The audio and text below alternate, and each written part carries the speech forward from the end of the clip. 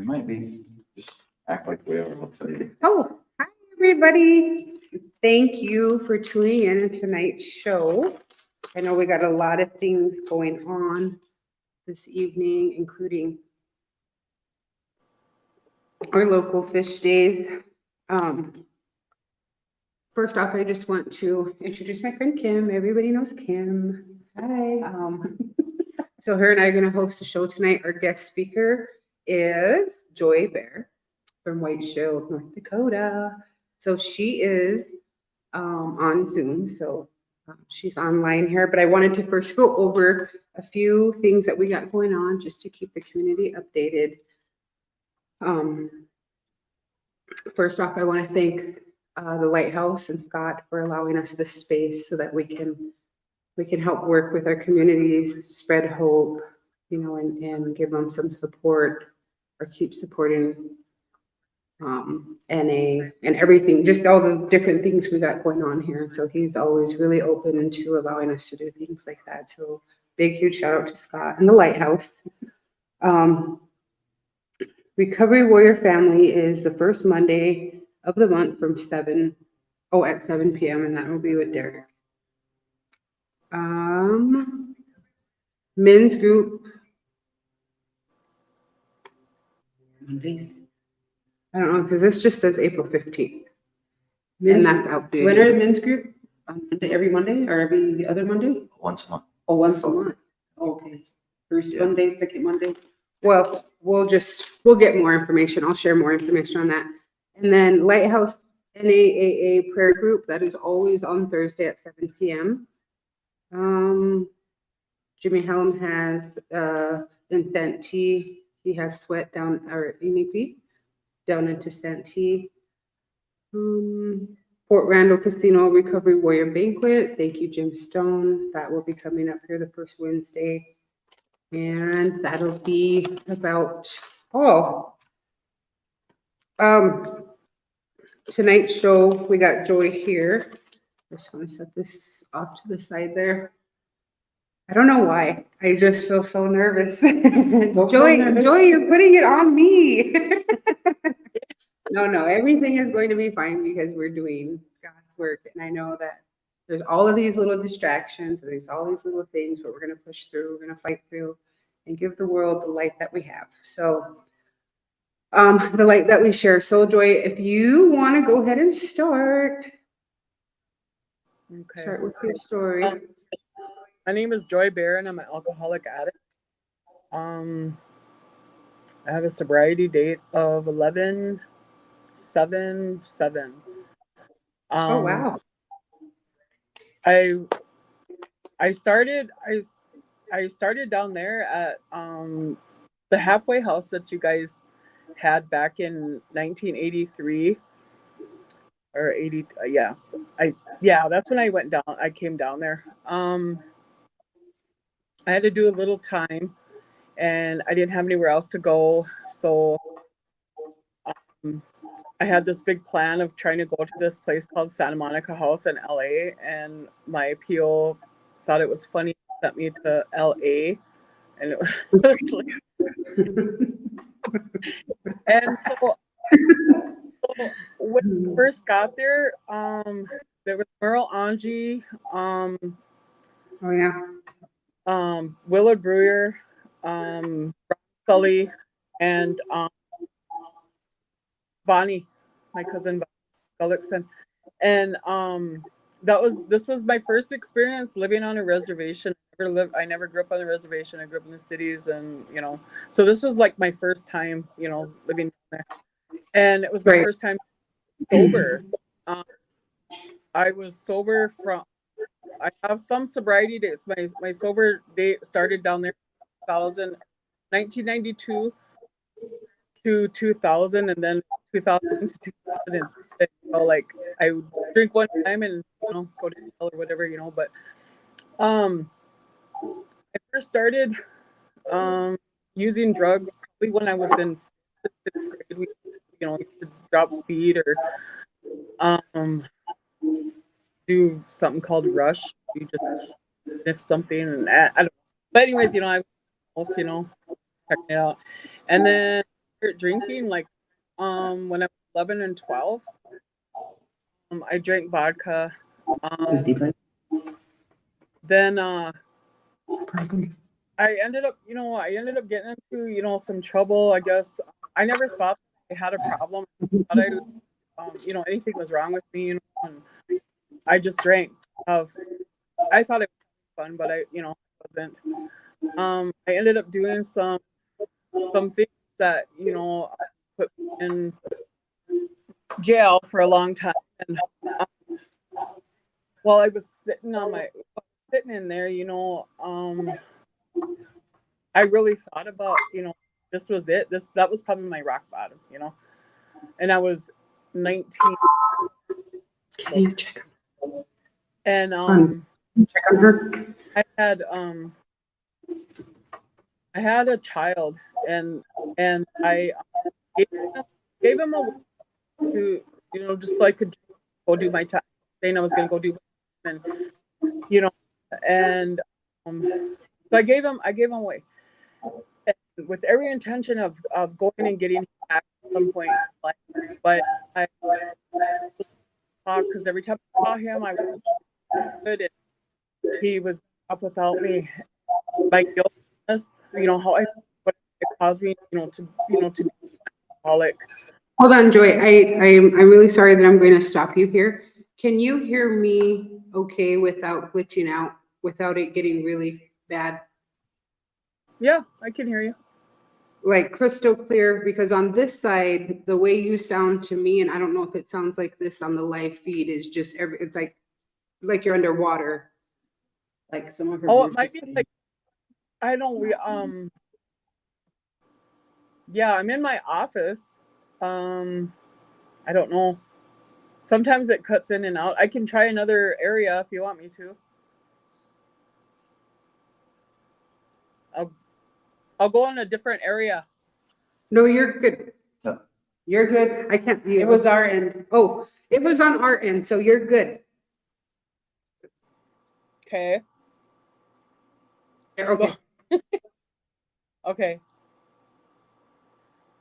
So,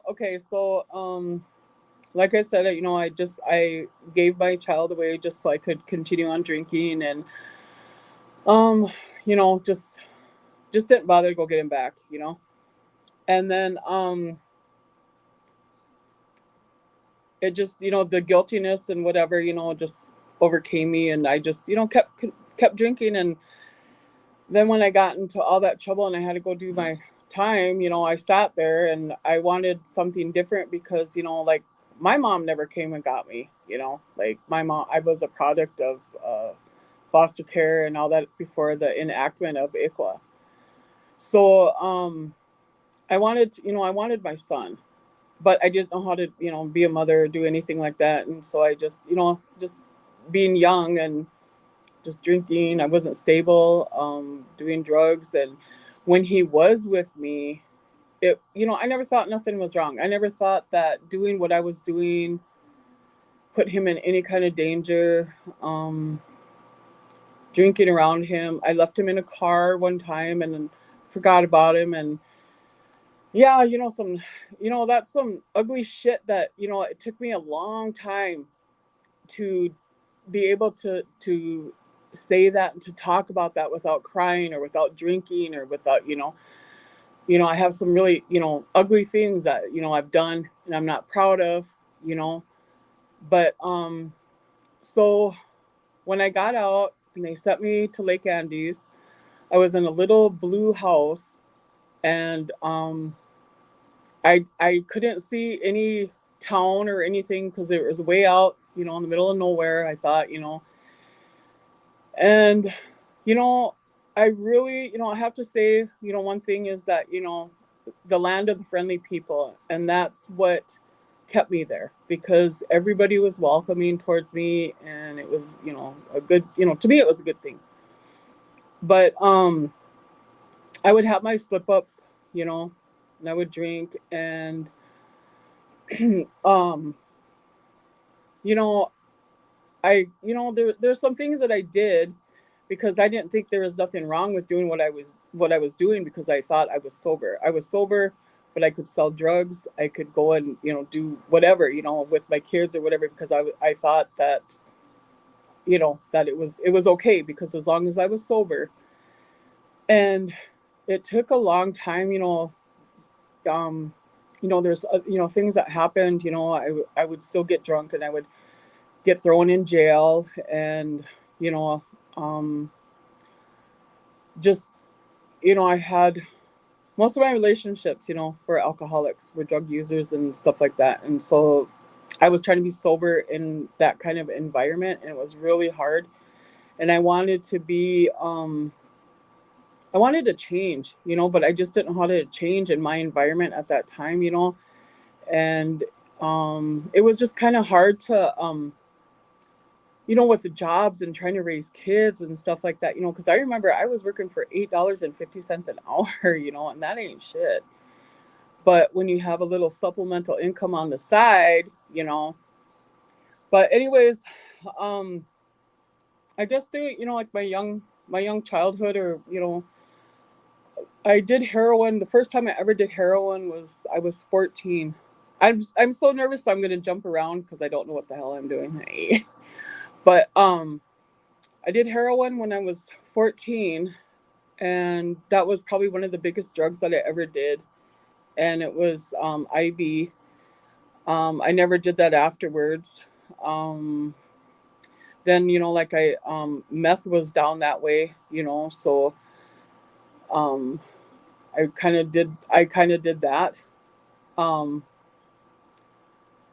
and so it was just kind of like trying to be sober, trying to be that mom, trying to be a good mom to my other kids, but couldn't be a mother to my older ones. So um, it was just kind of hard. But um, 2007, I got drunk and I had a broken leg, and I kind of like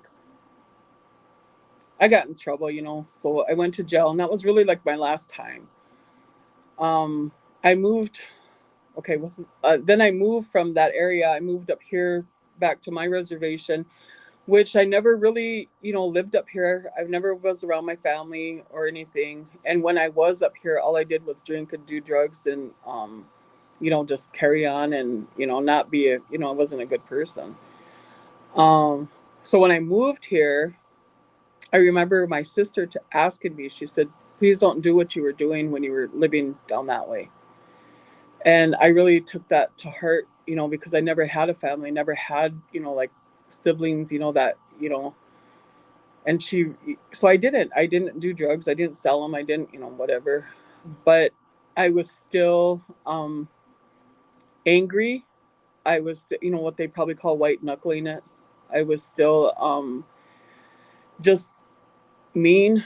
I didn't have the tools, to, just I just didn't want to be around anybody that drank. I didn't want to be around anybody that did drugs and stuff like that. And I wanted my kids not to be around anybody, but you know what, they fell right into this, while I was trying to be sober and not being able to help them. I just thought, as long as I kept a roof over their head, and food in their mouths and clothes on their back, I was okay. And anyways, a lot of things happened, and it happened to my family. It happened to my kids. They fell into that addiction, and I would always say, I don't know how you did that. I don't know what happened, because I was sober, I was this and that and whatever. But just recently, I'm learning my part in all this, that I played a huge part, regardless of how I was or whatever. I had them, when I was selling, when I was doing whatever. I know my part now. And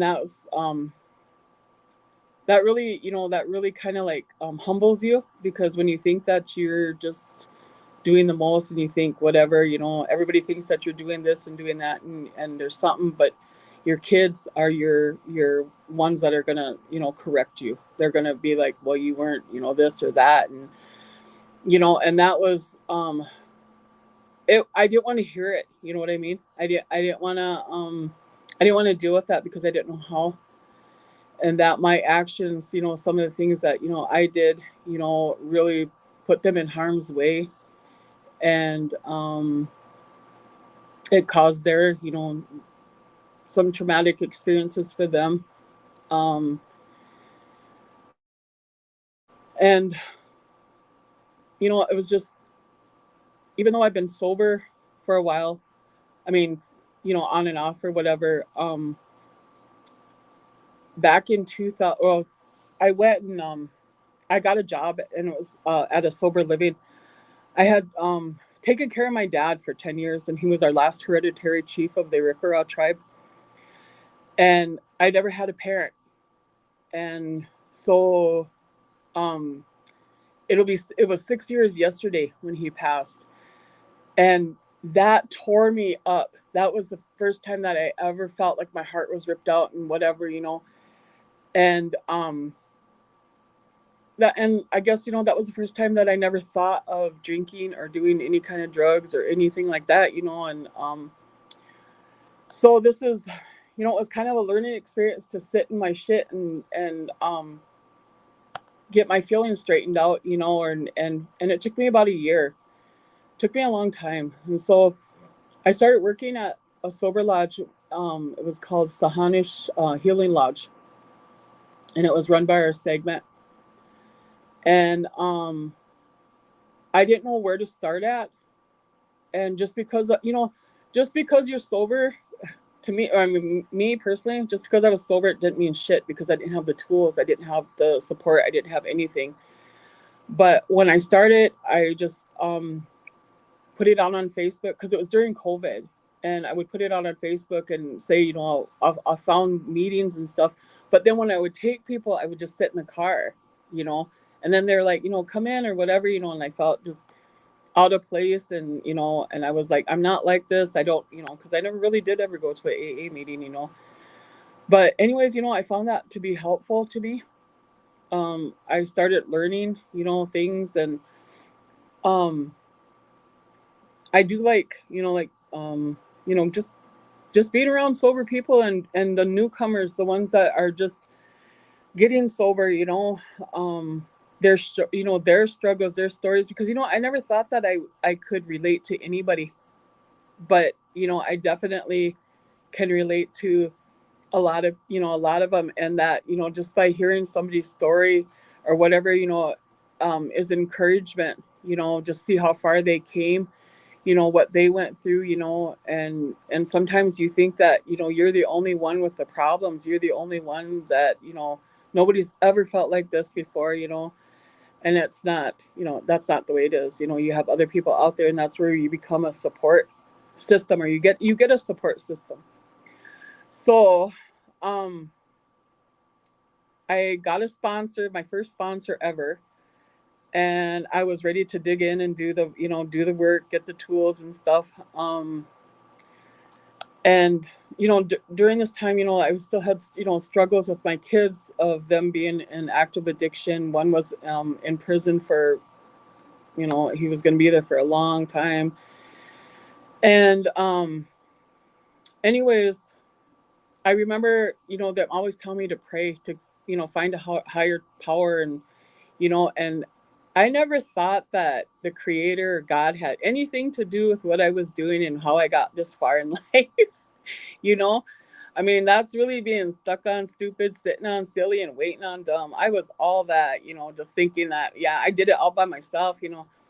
But anyways, I was, I thought, you know, I thought, well, you know, my kids are gonna have to learn on their own, because that's what, you know, they said, you can't lead them, you know, you can't force them unless they really want to. And one of my boys, you know, he's from down that way. Well, my kids are enrolled down there. Um, anyways, he was in prison and he got out, and I didn't see him for 8 years. And he was in a prison in Montana. And I was excited and I wanted to see him. And I remember it was that December, and I just got a sponsor. So I was feeling good, and I was, you know, ready to put in the work. And I had a call from him January 24th. And, I wasn't angry at him. I didn't cuss him out for being high. And that's one thing, I'm really grateful for. I'm really grateful, because I started praying. I started praying for my kids, and that was really hard to, I didn't understand when people would say, let God in. Because once again, this was me running the show, and, he was just a bystander, But anyways, that night, I told my son, I said, I'm gonna, I'll pray for you tonight or whatever. And he kind of laughed because he was like, you don't do stuff like that. And I was like, so I was trying to tell him, that I was trying to change and I got, whatever. And I was encouraging him to turn himself in and stuff because he had, broken his parole. And, but that night I was, it's frustrating when you have kids that are in addiction and you don't get enough sleep. You don't sleep at night. You're always worried about what your kids are doing, what's going on and stuff, and, I remember I had to go to work and I was talking, um, talking to him. And I just remember telling him I loved him and I would talk to him in the morning. And then I remember saying a prayer and it was so quick, it was, God, please watch over him, protect him. And, whatever happens, happens.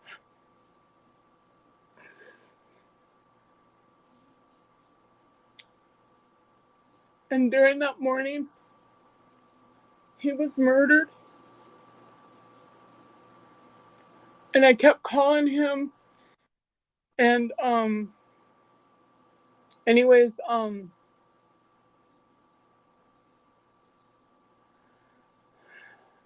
about 2 o'clock, somebody called me and they asked me if I heard from him. And I said no. And so she screenshotted this thing. And, just by, what they had said and whatever, I knew that was my son. And so I called the police station and, then it was like maybe about an hour and my aunt and my sister came and, they confirmed it, you know. And so there I am, just all over again with, just barely getting over with what happened with my father and, going through it with my son, that the one that I couldn't help, the one I never went back for. And, that will always be my guilt and my shame. But, so I stopped praying. I stopped, I stopped going to, stopped going into AAs or just, I didn't read the big book. I didn't call my sponsor. I didn't talk to her, because I couldn't. And she was there and she, like she would check on me on a daily, I would just tell her, good morning or whatever, because that's all I could do. I couldn't talk about anything else. And, that was really, like probably one of the most horrific things that I could ever go through. And, then the next, 4 days were just like, going up there and I was angry. I was so angry because I am a vindictive person. I am, when it comes to my children, now my grandchildren, you just don't mess with them. And I had every intention of going up there and ripping up that place looking for that person. And, I was luckily, or, one of my cousins took me up there because my car was in the shop and they took me up there to Billings. And, I was able to do some of the things that, I went to wherever they, where he died at, and his friends or whoever, did a memorial or whatever, and it was just kind of like, it just kind of, like made me mad. You weren't there, you don't know him or whatever, and you don't glorify my son's death. I understand of people putting up like like a cross or something like that, but the thing is, they just kind of went overboard, and I was like, nobody asked me, nobody asked me if you could do that, and so I was angry. you know they were trying to do whatever, and then they were drunk and whatever, and it was just kind of like a shit show for them. But anyways, I got through it, brought my son home. And so he, even though he would not disenroll from down there, so he's still a Yankton Sioux member. I buried him up here.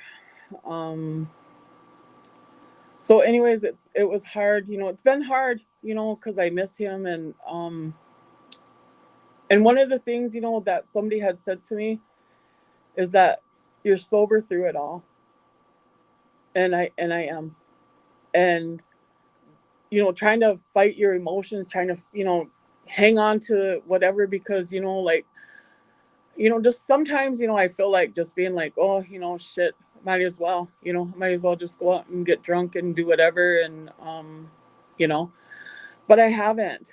And then it's, I was told, my sponsor had told me, just, you got to find things to do or keep busy or whatever, and that was like before all this. And so that's what I do. So now I work 2 full-time jobs. I used to work a full-time and 2 part-time jobs. And then, I cater food and I sling fry bread on the side, but, I just try to keep busy, you know, and, it took me a year to be able to reach out to my sponsor and to talk to her again. And one of the things that she said to me, and it wasn't at that time, it wasn't significant. I'm glad she didn't say it to me when my child had died, because I probably would have just went off or whatever. But she told me, she said, maybe God saw that you were tired, that you needed, you know you're stressed out, and maybe he knew that your son wasn't going to be sober, because he told me that he loved the feeling of meth, he loved the feeling of heroin and fentanyl. And I think I would have rather, maybe a drug overdose. I don't know. But, for somebody to kill him, that's just a whole new set of feelings, emotions, and, you have to fight. You have to fight for him. You have to, and to be able to be present in whatever you're doing, And she told me that. She said, maybe, God saw you, that you were tired and that you were stressed, and that maybe he just wrapped his arms around him and took him, you know and that made sense, because I was tired. I was always worried. I was always thinking, like, where's he at? I haven't heard from him, or his PO and the feds would be looking for him, and I didn't know what to tell him, and I didn't know where he was. And so anyways, I started again. I started, talking to my sponsor, being more active, and you know um and during this time, I never felt like drinking. I never felt like whatever, but I was angry. I was really angry, and I just trying to fight those feelings of going after somebody, because that's not me. I would have, it would have been done if it was, I mean, I can say that it would have, something would have happened if I wasn't sober this long, you know. And I really think that, I can say that God, probably, I know he intervened by putting me into sober houses to work. That was my job, guiding me to just to be around a sober community, And I would, like I'm able to, I didn't forgive the person that killed my son, but I understand. There was some things that were going on, and I do understand.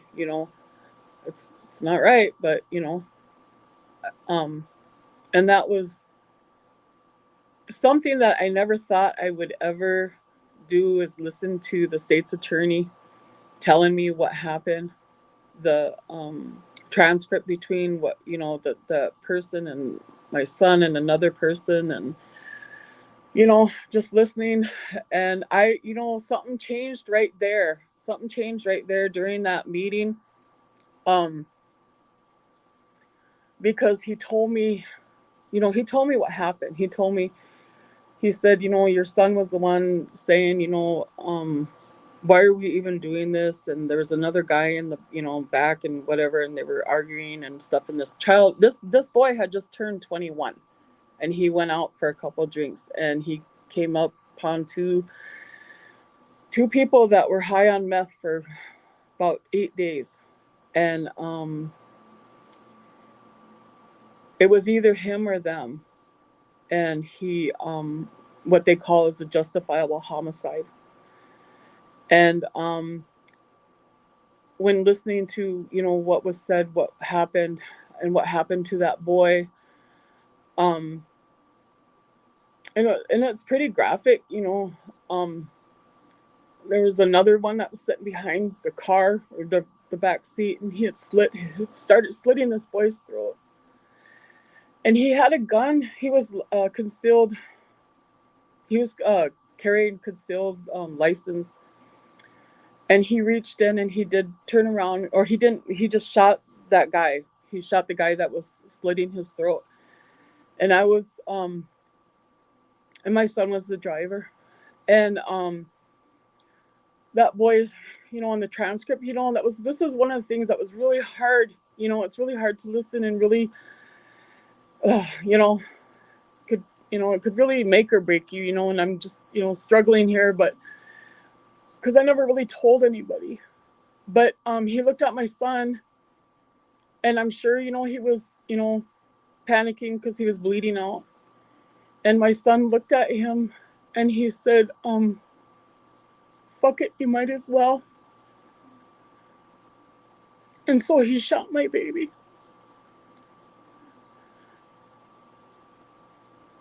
And they ran into a tree. And, just being able to fight through these feelings, and I let the state's attorney know that, I was really sorry to tell that boy. I was really sorry that my son scared him, that my son did that. And I just let them know that I wasn't going to tell them how my baby was, how I knew how my child was, how I, because that's not what he was that night. And so I didn't, it was over with. And so that is something that I don't know what changed that day. I don't know what happened where I was able to do that. And then just go on from there.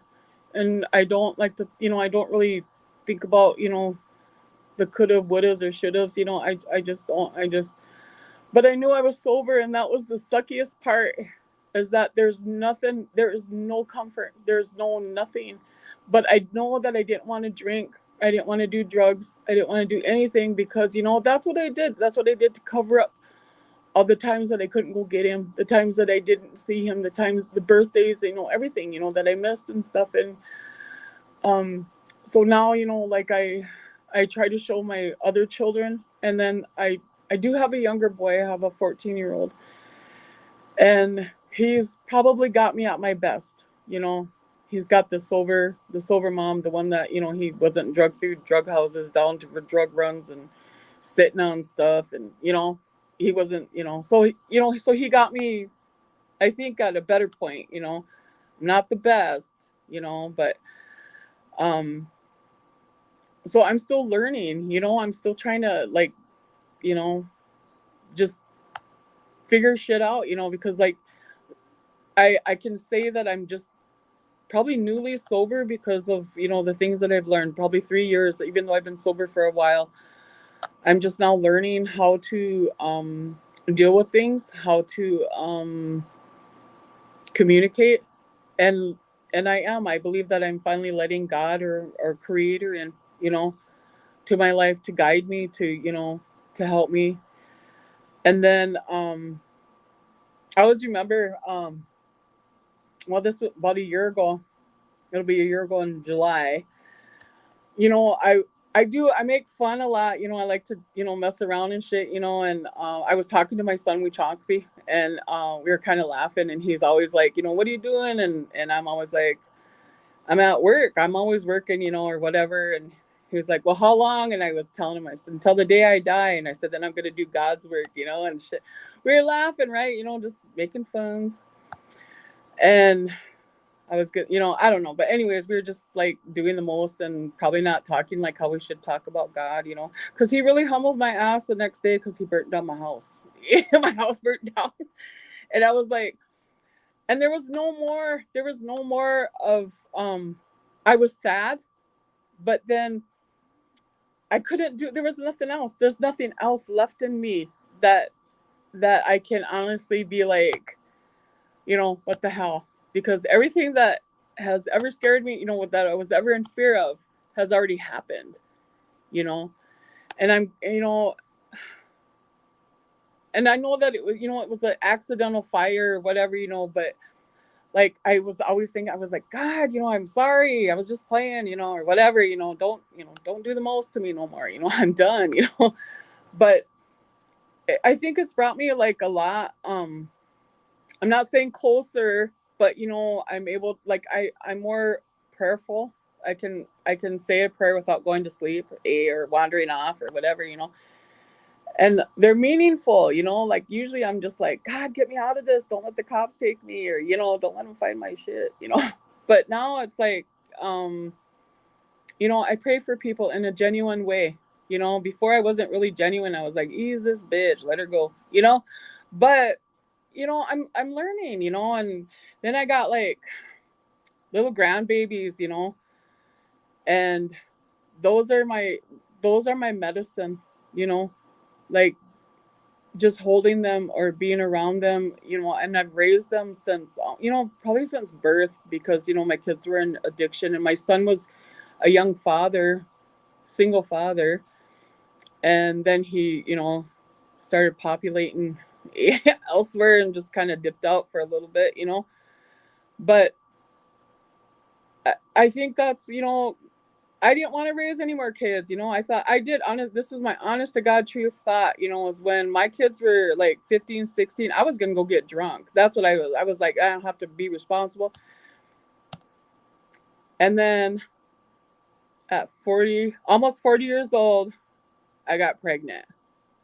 And I was like, God damn, So here I am, still sober. Then I got grandbabies, so there's no time for me to do any of that because I don't want them to go through what my kids went through, what their parents are going through now, and I have to say, thankfully, and I thank God that my older kids are sober. My daughter's been sober for over a year. And it was God, it was just, I don't know. It's just a good feeling that I know that my daughter's at home. She's taking care of her, her kid or her, her kids she raises, she helps with, Wichakpi's boy. But, just some of the things that, like, just still being here and being able to, like, finally just kind of get stuff now, I'm freaking old, and I'm just now getting it, And I was like, geez, I could have been, somehow way back then and people would have liked me more, instead of, like, God, this woman, whatever they want to call me, But, when I think about, like, okay, so I came across you guys probably about maybe a month and a half ago. And I seen your name, Rosina, and I was like, holy shit. I was like, she's doing the damn thing, Then I seen Leon and I was like, man, because that was like one of my classmates from Flandreau. And then you had other people on there that, were doing the most back in the day when I was doing the most or trying to, whatever. And they're sober. And that's what really makes me feel good. And it makes me happy is to see, the people down there where I grew up or where I, was living at, become sober and to, to do this, and look what you started, and I'm just like, I was really proud, and I've been, telling people that, yeah, there's like, I was just tell about, because they always thought I was a Sioux, and I was like, no, but anyways, I was, yeah, I do. I mean, people always think that I was from, they thought I was from Pine Ridge, I suppose, because I'm mean, but I'm a Rickara and I'm mean up here. We have mean or Rickara women, but anyway, so it's been really, like really quite the journey. I mean, there's no end to it. My sponsor, when I was talking to her, because I was really scared to see, like, I don't know what I'm talking about. I don't know what to say. I don't know, whatever, and she was just like, just, do this, your timeline or whatever, and, and then she was like, that's just you. She said, whatever, you want to talk about, and there's no, and if your story keeps changing or whatever, she told me that was growth. That's, you can leave some of that out because you've gone, you've passed that, you're doing good, or whatever, so, yeah, she really encouraged me because, at first I was like, yeah, I don't want to say nothing because I never talked, I never did ever talk before about, like whatever I'm doing, trying to be sober over here, and still be somehow, but no, she really like, like she helps me, and, she's like way younger than me, but it was just, I don't know, it was just something that, she gave me her guidelines, and I followed them for a little bit, and then I'm kind of like, sometimes I get, like where I don't think I have to, because I'm good, because, whatever. And then I'm like, oh yeah, I better get back to it because you're feeling salty in some kind of way. So when I realize that I'm, like off or whatever, because I know that sometimes my sarcasm and my, like I say things, you know, and it, and then, yeah, so then I know, because I don't want to be like that. I don't want to be that person. I don't want people to think of, remember me by as, oh God, she was mean. She freaking chased people out of the bar and freaking whatever. But I don't want people to remember me like that. I want them to know that, that people can change, that I'm trying to change. I'm not, I'm not at, where I was, I'm in a little better place, but I can continue on this journey of, learning more, and the tools that people have set, in my way to, to use, I can get a little bit further than what I am, and hopefully heal, I always tell, when I get salty or some kind of way, I'm like, well, that's the unhealed version of me, and then I didn't know I had character defects, but fuck, I'm a big defect, but I'm okay, like I'm getting there, I might be, half a century old, but I'll make it, hopefully.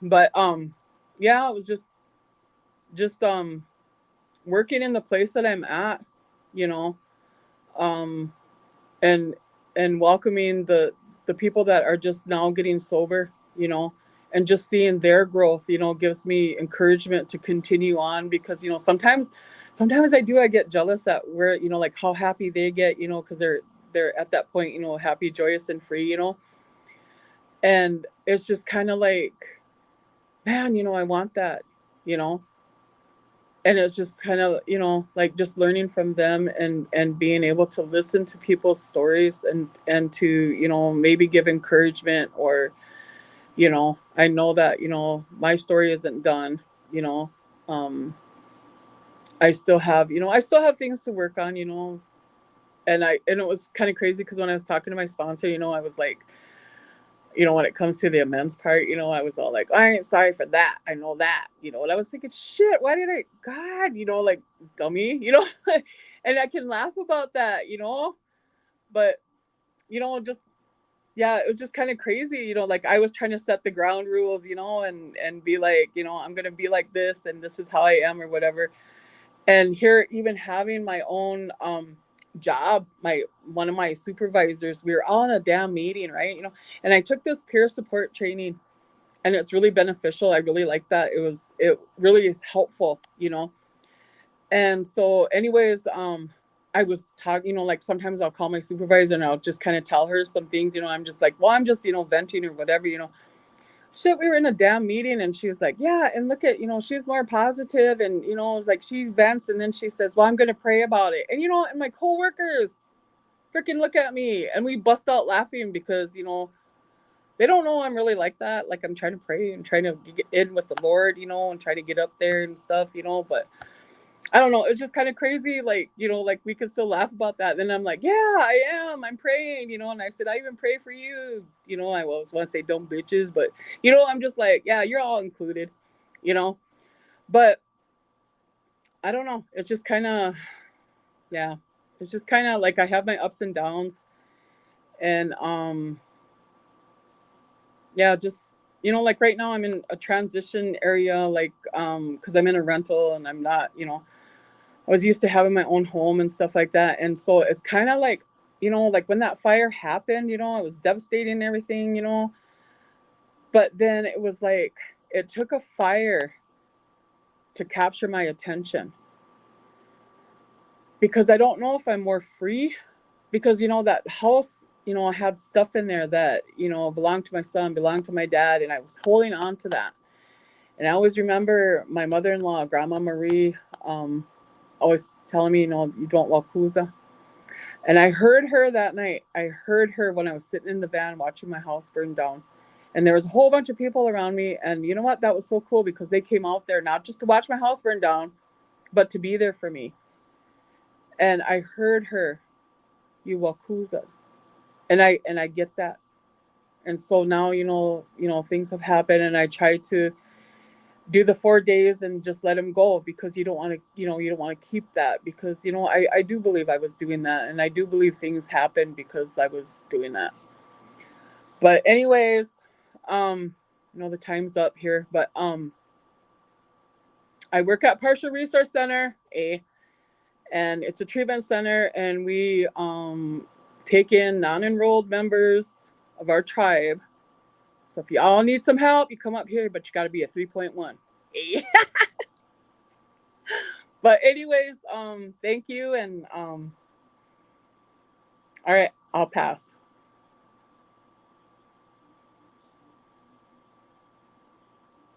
Okay, Joy, thank you so much. If you couldn't hear us, it was because our mics were intercepting each other, and that's what was blocking yours out. So then I had to mute mine and use smoke signals. Just kidding. But so now they could probably hear me clearer, but I want to tell you thank you for sharing all of your stuff. And it's just amazing, like your darkness to light. And I do believe that what Grandma Marie said, I mean, things like that, God works all the time. Even when we think he's not, he is, and when you were telling your story about how the fire started, or, how the fire came about, and I believe you had to lose it all in order to gain it all back. Like, I truly do think that. And I just hearing you and just listening to your story. And of course you couldn't hear us laugh because we couldn't share the mic with you, but it's so much fun. So I do appreciate all your time and everything. And I think it's beautiful, and I'm very proud of you. So how long do you have of sobriety? You said 07, right? Yeah. Yeah. Wow. I can't even, that's a long time. Like, I'm trying to do the math right now. And you used to live in Greenwood, right? Yes, I was a Greenwood Gator River rat. All right, right on. Nice. I remember you, but I don't think you remember me. But yeah, nice to see you, and you have a very powerful story. Thank you for sharing. Thank you. Yes. So, let's see. Good job, Joy Bear. Oh my God, that was an amazing, beautifully said. I don't know if you could read the comments, but usually towards the end we save it for questions. But you just got a bunch of congratulations, probably from all your peoples. But it was Yeah, really awesome. Yeah, it was really awesome. And I just want to thank you. And I wanted to kind of, if there was anything you wanted to share, any inspiration, anything you would want to tell a younger Joy, because everything that you shared tonight, it did help somebody.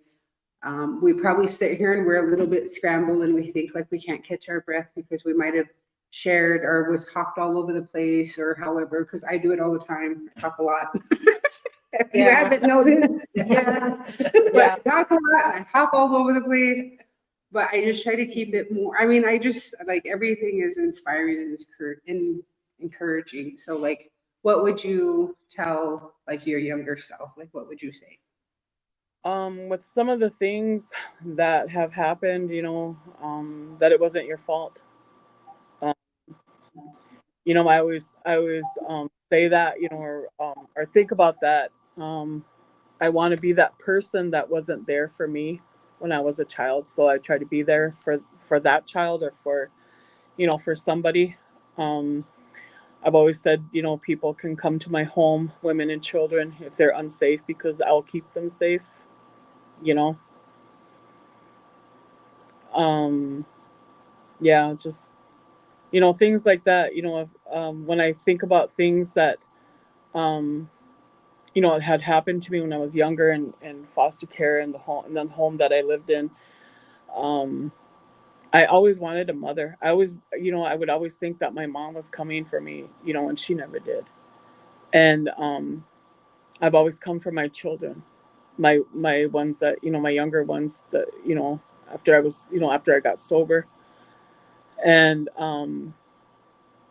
yeah, whenever my kids called me, I would, you know, to the ends of the earth for them. And I wish I was, stronger back in the day to do that for my boy, to be the mother that he needed, and I couldn't do that. I didn't know how. And that's why, I always said that I will be forever, a grieving mother, you know, um, and my guilt and my shame, and I know that, my sponsor said, forgive yourself my son has forgiven me. I remember him, in prison, and I couldn't accept that. I couldn't accept that he told me that I did the best that I could. And yeah, that's really hard to, when people forgive you, um, but you can't forgive yourself.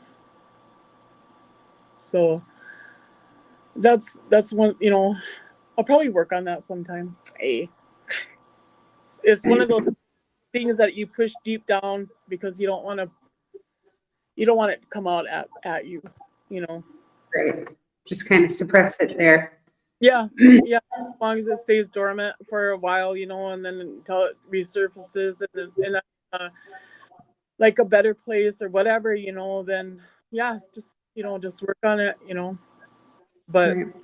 yeah, just, I guess, learn to forgive yourself, um, and remembering that, you were a child, and you did the best you could, you know. Yep, that's what I would, yeah. Well, What I would thank say. you, Joy. Yep. Thank you for all your time and effort. And I just want to remind you, I wish I was there to give you a hug. I wish I was in North Dakota. Yeah, Give you a hug. I'm very proud of you because it's kind of tough to come on here and do this and put some of that out there, Mhm, especially when, just everything that we went through, all the mhm. struggles and stuff. And I know that it can be extremely difficult. And Yeah. so I want to tell you thank you and that you're in good hands and that you have purpose. Like God is on your side. And I know even though you want to suppress that, I mean, that's when you tell me about the forgiveness part, I know our automatic defense is to suppress and get away. But God Mhm. loves you so much that it will come to surface. And the more you don't fight it, the easier it is to get through. He Oh, good. guides you, like, and you already know that, so like, I'm just so happy to see the growth in you. I'm happy to see the light in you. Because I love how you kept saying that through your stories. Like you could be sober all you want, but if you don't know your steps and you don't have the direction The or tools. tools, like those are like the most important thing is to get to learning to love yourself. Because we could be sober all we want, but you know, in order Yeah. to be that person, you have to you have to start somewhere. So very proud of you. Thank you for all of your time. Yep. And come on again. Hey, I'll come down. What do you mean? Oh yeah. Joy, can you go over where you work again and what it helps with in the community? Oh, one of my jobs is I work at Partial Resource Center, and I'm a RA. We have a treatment center here in Partial, North Dakota, on the Fort Berthold Indian Reservation. It's not sure. We're kind of run through the state and federal and whatever, you know, but not by our tribe. Or I don't think we are by our tribe. But anyways, we do accept, you know, non-enrolled members from our tribe up here to our treatment center. You have to be a 3.1. And yeah, that's what I do. I just like because I work full time at the White Shield Head Start. I'm the cook. Been there for 11 some years. And so I worked there from 8 to 4. And like I said, you know, I didn't know what to do with my time, you know, when all this was happening. So then I picked up whatever job. And so now I work for the resource center. So yeah, you know, just get an evaluation somewhere and have it sent up this way, and our LACs will look, you know, I'm just throwing it out there because, you know, I really like my job, and I like when other natives come, when other tribal, not my people, when other people come up, you know, because it's kind of cool, you know, because like we usually take people from, well, Standing Rock, and we took a couple, I believe, from the tribe down there, and then Devil's Lake. And it just makes me feel like, you know, like I'm more at home, because it just, you know, I didn't grow up here. And I would always say that I, you know, grew up down in Greenwood or whatever, and on your reservation. You know, that's always going to be a special place to me. It's, you know, like a home to me. So, but yeah, that's what I do. I'm just a RA, and I just take you around places to AA meetings, or, you know, whatever. Awesome. Yeah. Is your treatment center for AA or NA or both? It's for both. Oh, okay. Yep. We have 2 LACs, and we got good people. You know, during the day when the treatment, I'm just here for the nighttime or for the evening shift. You know, I just, you know, take them to AAs, or we go to our women's group, and, you know, if we have women clients. Yeah. That's awesome. But I also did work for Good Road for Spanish Healing. That's our tribally, you know, facility or whatever. We also do up here have sober lodges that are like non-enrolled members from my tribe can get into. In Bismarck, Minot. I'm just throwing that out there, you know. Sometimes, you know, people, you know, like for me, it wasn't safe for me to go back to the city. So I was able to go, you know, down to Chanku and stay in that little blue house, you know, and that's where it all started for me. And it was just a good way, you know, to kind of start over. You're not back in your old playground, you know. And we have a huge support system here, you know. It's really crazy to, you know, to see like all, you know, some of my family, you know, sober. I didn't even know my brother had sobered up, you know. And it was just so like I couldn't believe that, you know, that he was sober for about 5-6 years. You know, my nephews, you know, the ones that, you know, everybody ran from whenever they were drunk. I was probably one of them. I was trying to be your friend. No, just kidding. So, Joy, I wanted to share one of the comments on on the live feed. Andrew Johnson says, I sometimes refer clients to your resource center. You are amazing, and thank you for sharing your strength, courage, and hope. God is good. Oh, wow. Yes. Oh, Hopefully that's you know cool. them because I don't. That was a good one. Yeah, that's cool. Yeah. Yes. Well, I think our time is about ready. Any shout outs, any children, anything? I love you. I just miss my sister Julia Gonzalez. I really miss her, and you know, Mokia.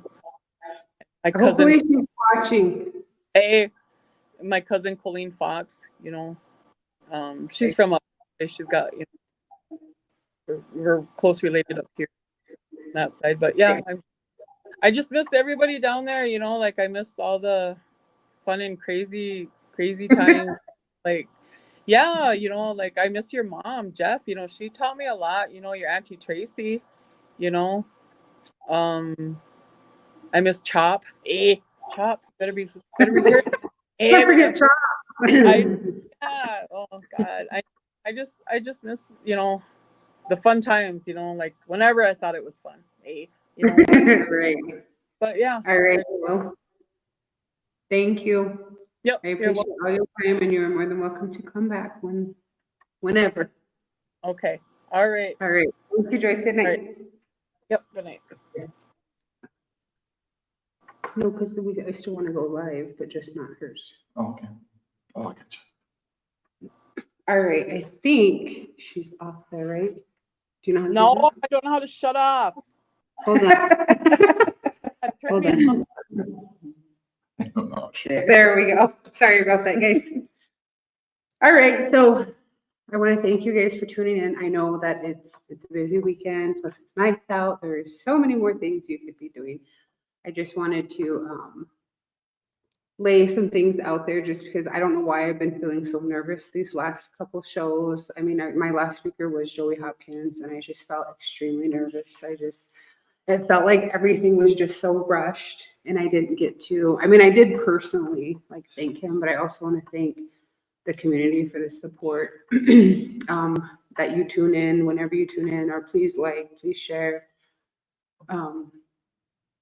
Please share our stories, and Leon will be back. I just wanted to share that also. Leon will be coming back. We miss him. We miss him here. I finally got the stuff on what's going on here, so I just wanted to go through them now correctly. I kind of screwed that up in the beginning, but so every Sunday worship begins at 9 a.m. here at the Lighthouse.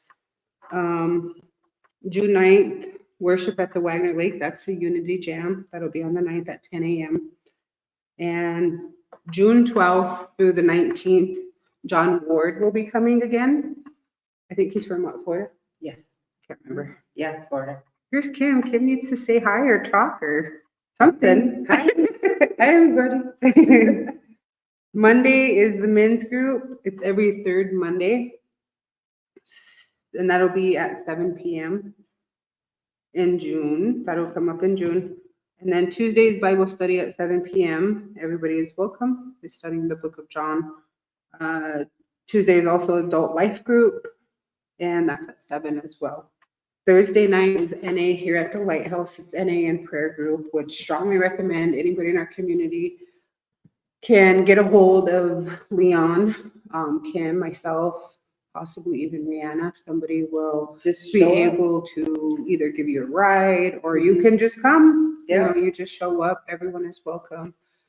I just want to, and then at Chunkutecha, I have Monday NA at 2 p.m. There's also Inipi on Tuesdays, and yeah, then Thursdays we come here for Lighthouse, and then Friday you get to be here with us live. So thank you. I don't know if you want to share anything, No. any words of support, anything for the people. Stay straight. Stay straight, stay straight. So I want Stay to. clean and stay sober. The sobriety is well worth it. Right. I mean, my life is so much better. I'm so much happier in my sobriety than I was when I was in my addiction. And just remember, there is life after addiction. And, yep. Yeah, so if you're just looking for somebody to talk to, or you just need a little bit of help, please reach out. Don't feel alone, or try not to, because I know that you do. So I want to also make a announcement for our next speaker will be Celeste Fisher out of Sioux Falls. All right, well, thank you all for tuning in.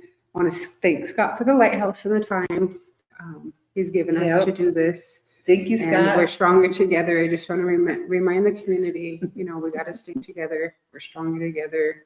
And thank you all. Yep. All right.